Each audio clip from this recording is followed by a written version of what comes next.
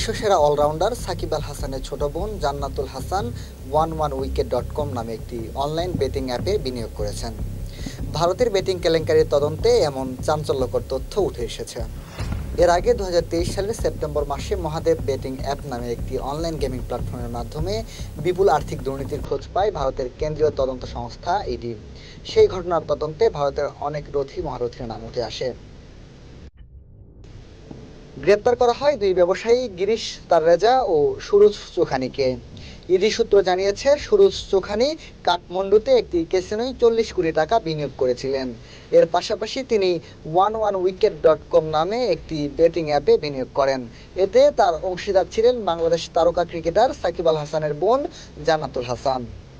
এদিকে এ ব্যাপারে মন্তব্য করতে চান না বলে জানিয়েছেন সাকিব আল হাসান, আর তার বোন জান্নাতুলের সঙ্গে যোগাযোগ করা সম্ভব হয়নি।